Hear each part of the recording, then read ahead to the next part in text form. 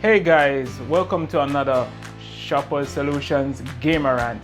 And this time we'll be reviewing a game that I like, which is called The Plague: A Tale of Innocence.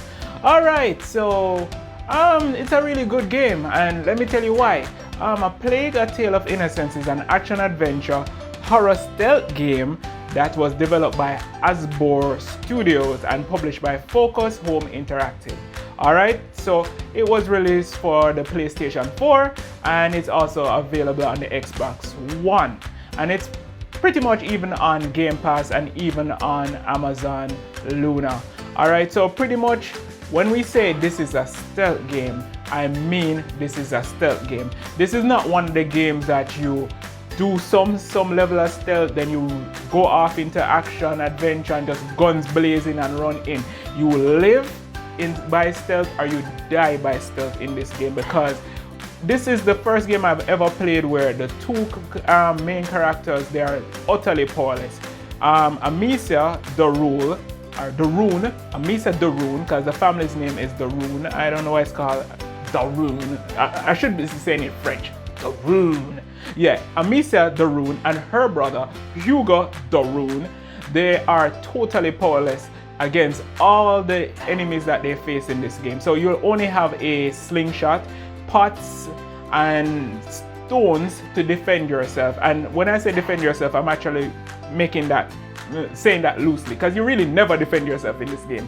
What you pretty much do is from day one, from the start of the game, you sneak around and you try to get around your enemies. So it's a lot of puzzle-based quests, and most of the interactions between you and your enemies are really puzzle-based. So it's either throwing a stone or a pot here to distract your enemy so you can sneak around, or lighting this lamp here that the rats, there's a lot of rats in this game, they get diverted to a different direction instead of actually attacking you and that sort of stuff. So it's really heavy stealth based. And for persons like myself who played Metal Gear Solid, which was really one of the first action adventure stealth games, we thought it would more be like, yes, you could use action or you can go stealth, but in this game, there's, as I said before, there's no probably use stealth. There's definitely 100% stealth and puzzle mechanics in this game. So you have to use stealth and your puzzle mechanics. You have to solve puzzles to get by.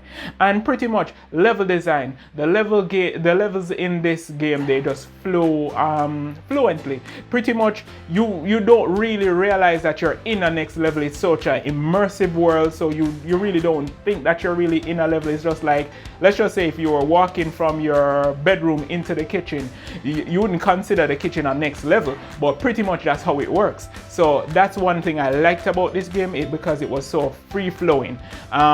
In terms of it being an open world, no, it's not. You see a lot of areas that you can go into and you get a few side quests, but really and truly it has no major merit on the actual game. So you really get no great rewards for walking off the beaten path. I would suggest that you stay on it and just do whatever the game needs you to do to bring about that certain outcome. So pretty much that's really what A Plague: A Tale of Innocence is about. And let's just talk about the characters.